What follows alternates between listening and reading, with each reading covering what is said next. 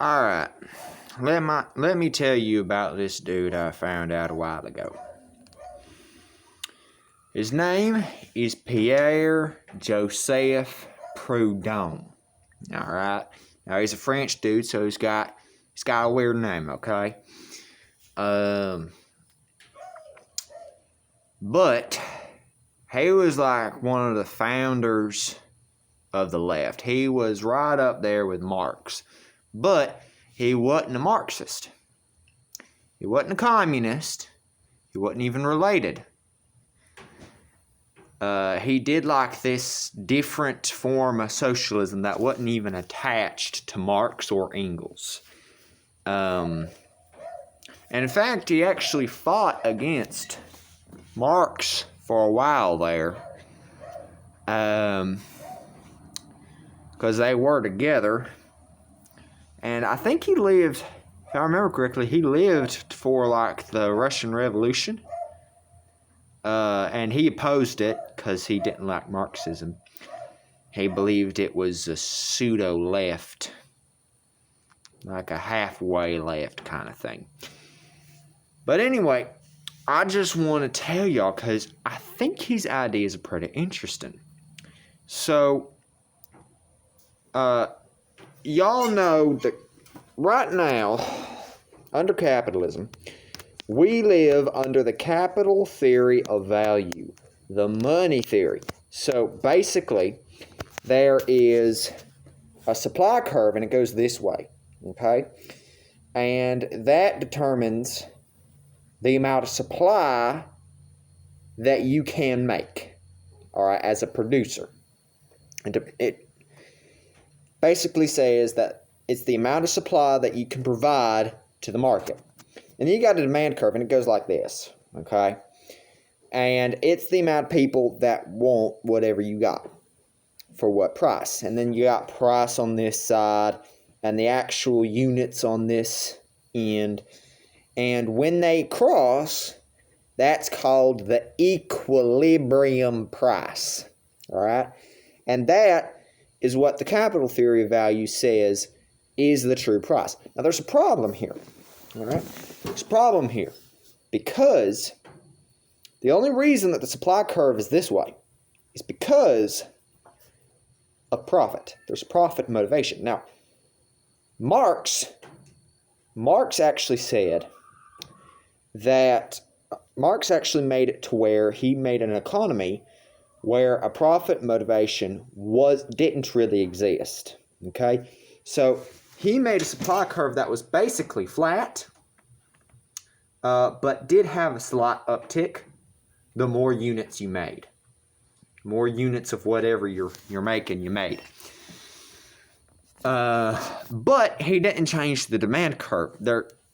He believed that was impossible. And if he believed that if it was possible, it'd be oppressive. Well, Proudhon disagrees. All right? So Proudhon said, all right, we're going to take this labor theory of value, all right? We're going to make it very literal. In fact, we're going to make it so literal that we're going to turn hours of labor into our official currency. Now, there's something that happens when you turn hours of labor into currency. All right? All of a sudden,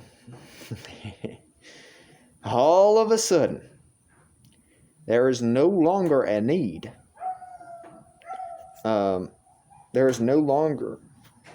The medium of value is no longer the object itself. So what we're used to buying something, and that thing's value is contained in that thing. But Proudhon believed that if you actually made it to where people were paid in hours worked rather than money, then in that case, the value of that object is now, well, hello there. This is my cat. He's sick right now, so he's a little snotty.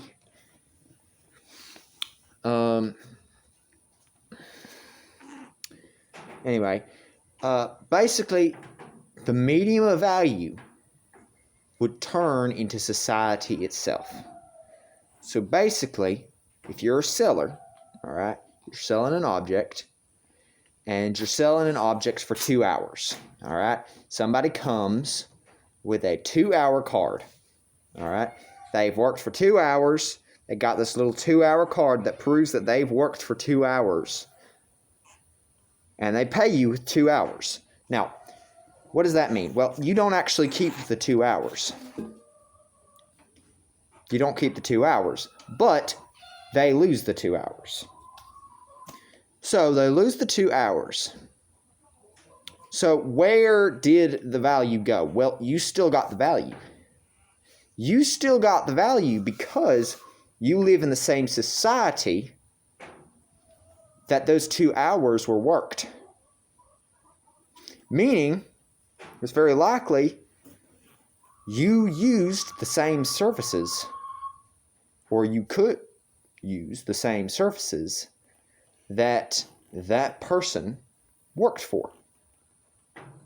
That person's value, that person's labor, the value that that person generated from their labor is going to trickle down to you at some point in your life. So, you don't keep the hours. Nobody keeps the hours. The only people that keeps hours are the people who save their hours. You can save your hours and you can spend your hours. But you can't get anybody else's hours. You can't give your hours away because you're the only person that worked your hours. You worked your hours. No one else worked your hours. So you can't give it away. You can spend it, but you can't give it away. And you can save it, but you can't give it away. So, basically what that does is that flattens the demand curve a little bit. Basically makes it to where the demand curve is no longer hikes up the price as much as it would under Marxism. Basically flattens out the demand curve, making the equilibrium price just that little bit lower.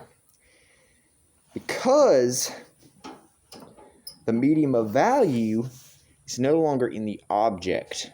And the thing is, even under Marx's labor theory of value, the value is still contained within the object. But under Proudhon's mutualism, well, it's contained within the whole of society. It's always going to come to everyone. Everyone is going to get the labor they were paid for. Everybody. So, I hope you enjoyed my ramblings about Proudhon.